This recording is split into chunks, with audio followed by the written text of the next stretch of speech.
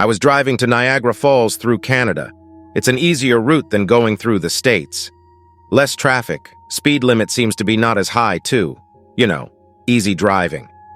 I have a Ford Flex, big SUV van hybrid deal, so I packed it up, threw the kids in it, and the spouse, and head out. We left early, around 3 a.m. I live outside of Detroit, so it took some time to go through the city and over the bridge.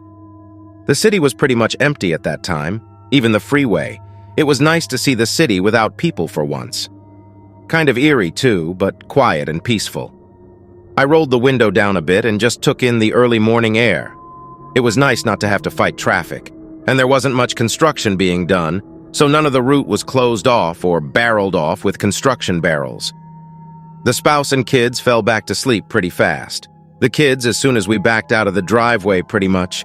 The spouse after we went through security and over the bridge, you know.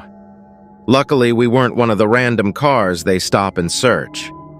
That might have freaked the kids out. Anyway, I stopped at McDonald's in Windsor right next to the bridge to get some coffee for the road and then jumped right onto the provincial freeway heading out. It was great. There was hardly any traffic in the city and barely a soul on the highway. I could have counted the amount of cars I saw on one hand. It's just a nice, easy drive. I'm not a fan of driving, really. Never have liked it. Don't get me wrong, I'll do it, especially on a long trip like this. I just don't like traffic. I don't like the congestion, the stopping and going, you know. I like to take in the scenery, not be bothered with the stress and waits, people laying on their horns. I think most people are probably in agreement when it comes to that stuff. It's hard for some people to stay awake on roads like this, though. They tell you to watch out for other cars, and especially sleepy truckers. You know, keep vigilante and all that. I had the family and coffee, so I was okay. There's also not very many lights on some of the more open stretches of the highway. Near towns and cities you're okay, but on the open stretches it's dark and hard to see at times. The first rest stop we hit after an hour on the highway, kids stayed asleep. Me and the spouse took turns hitting the bathrooms. I especially after all the coffee. There's like no one really around, and yeah, those stops can be kind of creepy. And sometimes, you know, stuff happens at those rest stops. Anyway, I walked around the parking lot and around the car, stretching my legs after being in the seat for so long.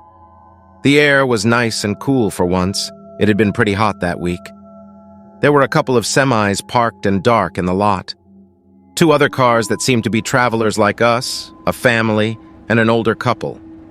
The rest stops are usually pretty brightly lit to attract the eye from the road, I think. After I walked around a bit more, I finally got back in the car, and we headed back out onto the road. It was another maybe half hour, 38 minutes tops, barren highway, nothing but open countryside to either side. It was nice, you know. I go to yawn, and something dark moves across the road, and I hit it. It's not deer season, it's June. What the hell did I just hit? That was my first thought.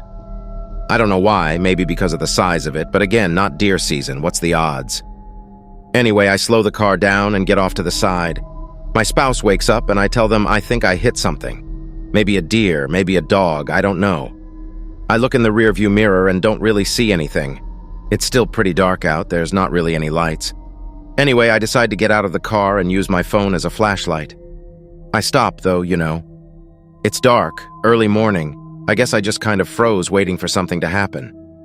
It's kind of a silly reaction, but it happens. And you feel kind of ridiculous. I guess I was waiting to hear something, maybe. Or wait for something to get up or move, I'm not really sure. But I just stood next to the car for a few minutes before I started to move super slowly back to see what I hit. I didn't see anything at first, but about maybe 10 feet from the car, I see a weird pale sack in some of the grass at the side of the road. I look around, shine the light, don't really see anything else. I walk up closer, and the sack gets bigger, and then the folds kind of move, and I stop. This thing then shoots out, I mean it really moves, and I drop my phone. I go to pick it up and follow where it's moving, and I see arms and legs shuffling, and this thing is taking off for a group of trees. I'm just standing there in shock, trying to make out what the hell this thing is. What I thought was pale like sackcloth is skin, I think, and this thing is traveling on all fours. I didn't get a good look at its face, but I saw big black circles, maybe the eyes. It was moving so fast it was hard to tell. I thought about going after it. I even moved up closer and down towards the trees. It didn't make any noise, but I could hear it moving through the brush. But I stopped myself, thinking about the kids and my spouse in the car. I just stood still, flashing my light near the trees, trying to see something. I couldn't hear it moving after a while, too. It just got quiet and still. I heard my spouse call out to me, but it took a few seconds to register. I just got back to the car and sat down. I didn't know what to think or do. I just told them it was nothing and started the car back up. It took maybe 2 days before I could tell my spouse. They said they believed me. I don't know. I don't believe myself. It was the strangest experience in my life, and I still don't believe it at times.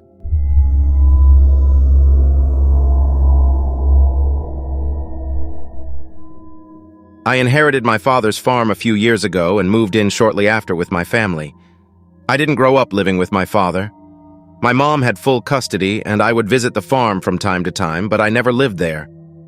The house was far back from the road and surrounded by cornfields on all sides. There was a large 2-story barn where there were a few goats, but it was mostly used for storage. The house itself was a 2-story house with large windows and a nice wrap-around porch. Honestly, it seemed like the perfect place to raise a family. I was excited to move in and give my kids a good childhood. I had no experience with farm maintenance, so there was quite a learning curve for me.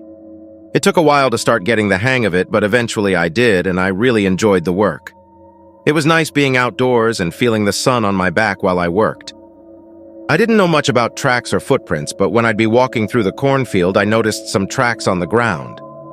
They definitely looked like paw prints. Maybe they belonged to a large dog or something. I kept seeing them for a few weeks. Every day I'd see fresh tracks. But there was no sign of the animal otherwise. One morning I'd gotten up extra early to do my work because it was going to be 105 degrees that day and I wanted to beat the heat. When I was outside, I heard some rustling in the corn. I looked back and saw it moving behind me. I was a bit alarmed because I was out there alone without anything to protect me. I was just hoping it wasn't some wild animal. I looked all around me and saw that there was corn moving behind me too. I needed to get out of there, so I booked it to the barn and turned around to see if it was still moving. I saw the movement going further away from where I was. I was a little confused. I thought it would have chased me, but I was glad it didn't. I kind of assumed it was the dogs that had been walking around the field and didn't think much more about it. A few weeks passed and I hadn't seen anything. I kind of thought the dogs had gone away. But one night I was sitting on the porch relaxing, enjoying the nice cool night, and I saw the corn rustling again. I stood up and grabbed a shovel that was near me on the porch and started walking towards it. As I approached, it quieted down and I froze in place. I could just make out between a few stalks of corn this dog-like creature staring at me. I dropped down to my knees and slapped my leg to call for it. When I did, it took off into the corn and didn't look back. I noticed that it had a very strange gait. I couldn't see it very well, but it almost looked like its legs worked backwards. The following night, I made sure to stay out late again to try and see if it would return. I heard more rustling in the corn, but not from in front of the house. This time it sounded like it was near the barn. I walked down there, carrying the shovel in my hand again. I flipped the light to the barn on, and I was horrified when I saw one of my goats walking around with a bite in its neck. I rushed to it and took my shirt off to put pressure on it. I yelled for my partner, hoping they could hear me and call the vet for an emergency appointment. They came running out shortly after and called. I rushed the goat to the vet and they were able to save them. But whatever it was that did that needed to go. I waited in the barn the following night, this time with a machete we had lying around in the house. I wasn't going to let this dog ruin my happy life on this farm. The rustling noise sounded again, and I hid inside of one of the barn stalls. I watched as this creature walked into the barn and stalked around. It was sniffing in the air, which I thought must have been it sniffing for the blood from the night before. In the barn light, it didn't look like a dog. It didn't even look like something of this world. It was on all fours, and its eyes were large and shimmering black. I froze where I was. I thought I'd be scaring off a wild dog, not facing some scaly creature. I watched it as it sniffed the air and took notice of me. I waited in the stall and saw its feet come in closer. I kicked the stall open and heard a small squeal coming from the creature and ran back into the house. I told my partner to put the kids to bed, then I told them all about what I saw. It was hard to believe, but they followed along well. I didn't know how to get rid of them, or if I even could. So we ended up rehoming the goats. They all got placed on nice farms with a lot of other goats and farmers more equipped to take care of them. Ever since we rehomed the goats, the creatures have stopped coming by. We have no cattle or livestock, just corn, and I suppose that isn't of any interest to them.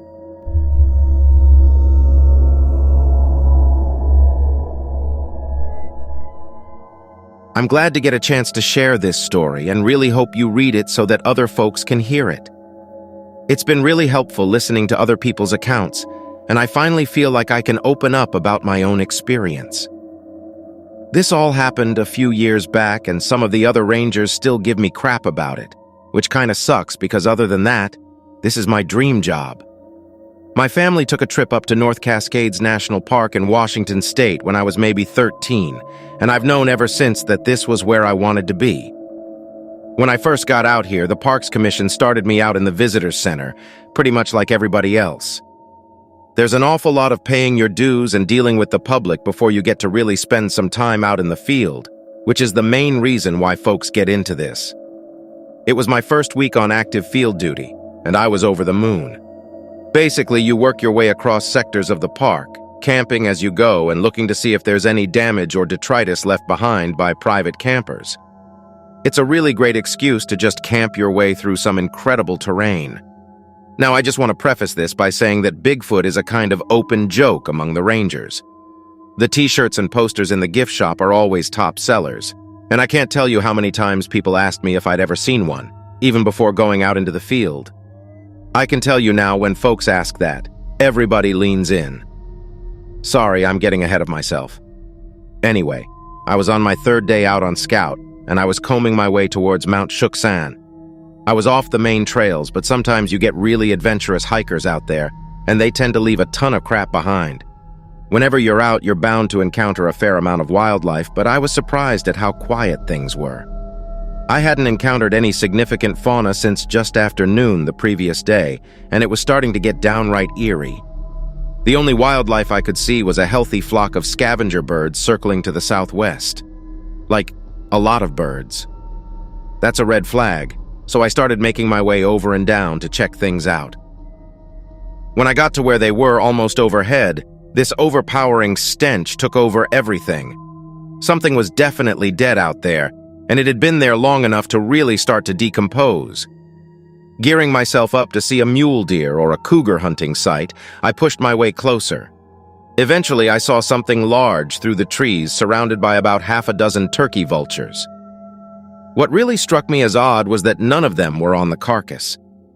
They hopped around it, but it was like they didn't want to get close. Fighting through the stink, I finally got near enough to get a sense of the shape. At first, I thought it might have been a bear, but the reddish-brown fur wasn't a match for any species in the area. Then I noticed the limbs were longer than the stocky bear legs. When I was right on top of it, I completely froze up. This thing had the shape of a man, but it was massive. The shoulders had to have been the better part of 4 feet across, and I'd estimate the full height at between 8 and 9 feet. Maybe as large as 10, but the desiccation made it hard to tell. The hands and feet were human-like, but the skin was darker like an orangutan or a gorilla. It was lying on its front, but the head was turned to the side, so I went around to get a look. It had a humanoid face. The eyes were gone, but the features were perfectly recognizable. I immediately started shaking because I knew that I was face to face with an actual Sasquatch. It was a dead one, but this was undeniable proof that they existed. A whole rush of feelings went through me, and I was scared and giddy all at once. This was huge. I busted out my radio but couldn't get any kind of signal at that low point in the valley. At last, I talked to one of my supervisors and told him what was up. He sounded about as incredulous as I've ever heard another person, but after about 5 minutes of begging, he agreed to send out a small team. I wanted to go back down, but he told me to hold in position so they could keep in contact and find me. I made camp and barely slept all night knowing those things could be out there. The next day, 3 other rangers arrived, and I hiked them back down to exactly the spot where I'd seen the Sasquatch remains, and they were gone. The ground where it had been still showed the signs of animal decomposition, but the body itself was nowhere to be seen. They started after me and made all kinds of fun of me because I'd made the call the day before, April 1st. I filed a report, but they all said I was pushing the joke and have never let me live it down since.